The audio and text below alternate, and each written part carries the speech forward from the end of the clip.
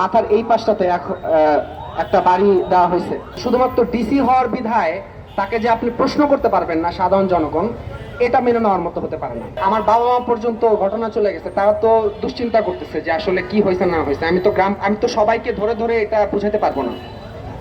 তো আপনাদের ধন্যবাদ এখানে আসছেন, এবং আমি বলবো যে শুধুমাত্র আজকে আমি হওয়ার কারণে না, এখানে যে কেউ হতে পারতো, ঢাকা বিশ্ববিদ্যালয়ের শিক্ষার্থী হতে পারতো, কিংবা ঢাকা বিশ্ববিদ্যালয়ের বাইরে যে কোনো সাধারণ নাগরিক হতে পারতো। পুলিশের কোনো এখতিয়ার নাই যে কেউ যদি অপরাধী হয়ে থাকে তাকে আইনি প্রক্রিয়ায় আপনি বিচার করতেই পারেন, কিন্তু আপনি নিরপরাধ কিছু পাই নাই, এরপরে আপনাকে এইভাবে হেনস্থা করে, এবং যখন আপনি দেখতেছেন আপনার কাছে কিছু নাই এবং পুরোপুরি আপনি নিরাপদ, এরপরে কিন্তু গায়ে হাত তোলা হয়েছে। আমার মাথায় আঘাত করা হয়েছে, আমার পায়ে আঘাত করা হয়েছে, হাতে আঘাত করা হয়েছে। আমি ঢাকা মেডিকেলে আমি এটার যে চিকিৎসা সেটা আমি নিয়েছি। আপনি যদি দেখেন আমার মাথার এই পাশটাতে একটা বাড়ি দেওয়া হয়েছে। তো এই হলো পরিস্থিতি, বলার মতো আসলে কিছু ভাষা নেই।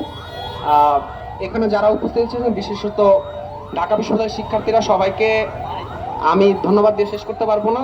আমি এটাই বলতে চাই, কেবলমাত্র আমি না, পরবর্তীতে যে কোনো কারোর সাথে, শুধু ঢাকা বিশ্ববিদ্যালয় কেন, এদেশের যে কোনো নাগরিকের যে গণতান্ত্রিক অধিকার চর্চা, সে অধিকার চর্চায় ঢাকা বিশ্ববিদ্যালয়ের শিক্ষার্থীরা তাদের যে পূর্বের যে সংগ্রামের ইতিহাস সেটা তারা জারি রাখবে। সোহরাওয়ার্দী উদ্যান, যে আসলে এখানে মাদক সিন্ডিকেট চলে, এবং এখানে যে শাহবাগ থানা থাকা অবস্থায় এই দিনকে দিন যে এই সিন্ডিকেট চলমান, সেটা কিভাবে থাকে সেটার প্রশ্ন আমরা শাহবাগ থানার কাছে রাখতে চাই।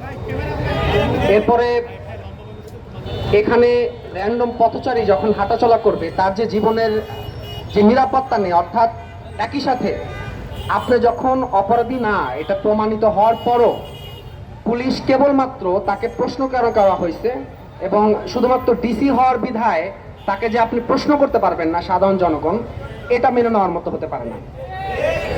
আজকে ঢাকা বিশ্ববিদ্যালয়ে পড়ার কারণে, কিংবা ঢাকা বিশ্ববিদ্যালয়ের মতো প্রতিষ্ঠানে পড়ার পর আমি যদি আক্রমণের শিকার হই, হয়তো এই কারণে আমি মোটামুটি আপনারা এখানে এসেছেন বা অনেকে আসছে, কিন্তু এখানে আমি বাদে যে কোনো একজন র্যান্ডম সাধারণ নাগরিক হতে পারতো, তখন কিন্তু হয়তো এই মিডিয়া কাভারেজ থেকে শুরু করে এত বড় কিছু হতো না, সবার সামনে আসতো না।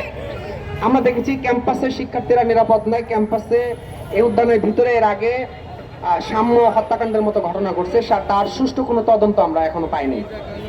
তারপরে দেখেছি আমাদের বিশ্ববিদ্যালয়ের নারীরা হেনস্থার শিকার হয়েছেন।